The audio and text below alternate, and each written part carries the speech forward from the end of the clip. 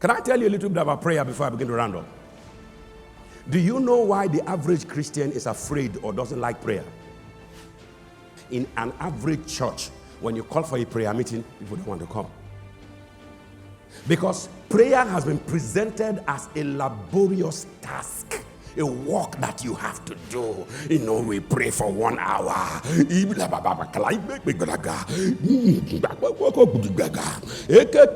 is a place for that. All that is good because Paul told us, Ephesians 6, pray with all manner of prayers. There is a place, listen, when you can't eat, when pain, excruciating pain is almost killing you, that is the time nobody will tell you, you will pray non-stop. But the ordinary, simple definition of prayer is encapsulated in Hebrews 4:16.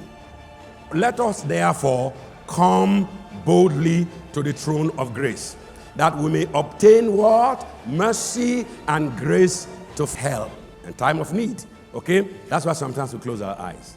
I don't have to close my eyes. But the moment I close my eyes, what am I telling you? I'm not looking at you. You are not my concern right now. I shut the physical door of this house. Jesus Christ said, when you pray, enter into your closet. I've just done that. It doesn't mean enter cupboard. I've just entered into my closet. I've drawn the curtain. I'm now in the spirit. Father, thank you.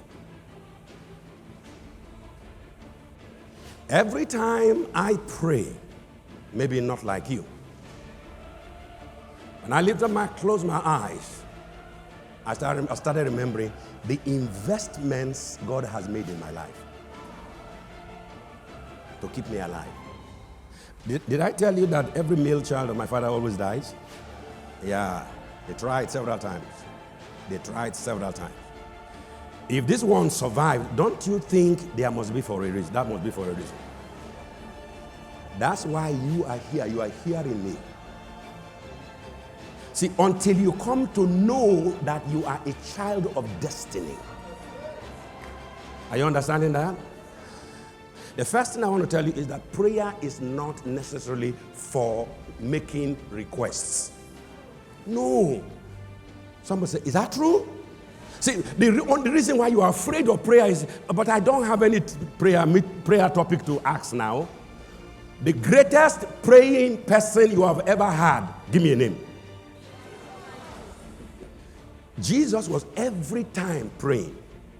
Every time praying. If prayer was for request, what do you think Jesus Christ was requesting from his Father? Car? House? What do you think? Think.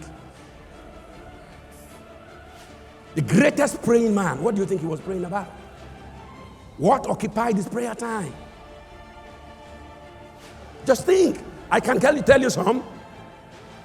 But what do you think was the center of his prayer times, those intimate times of fellowship with his Father? What do you think they were discussing?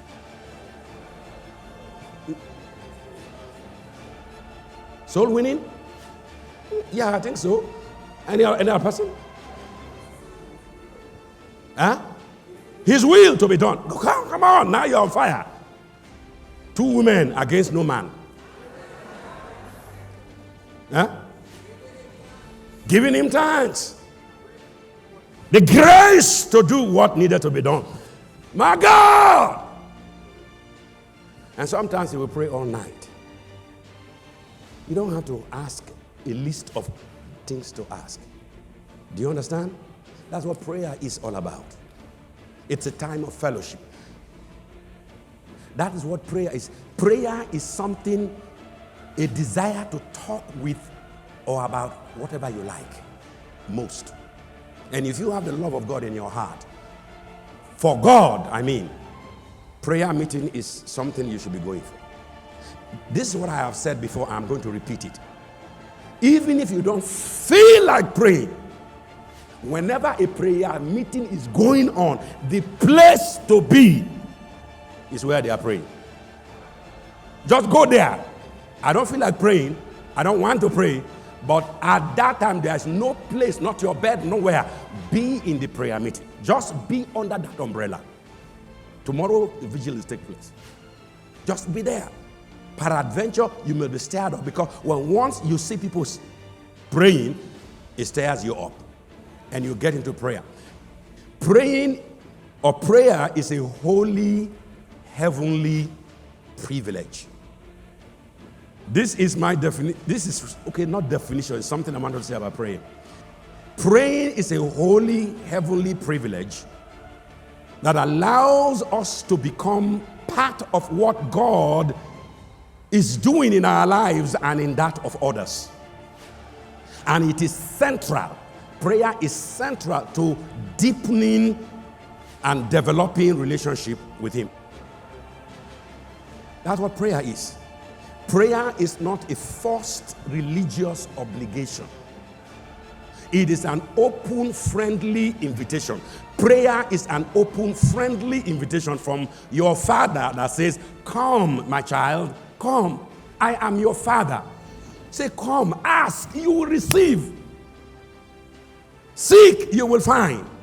An open invitation without restriction. He said, boldly come. I'm your Baba. I will hear you. Now, imagine now, an open invitation like that came to you from Aso Rock, Shaman. Aso Rock. Say, anytime you need something on any issue, contract, he said, this is an open, you don't need it. Just show them at the gate and you have it.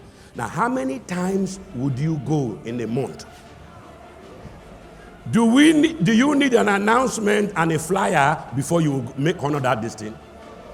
So why do we shun, hate, neglect, ignore God's invitation?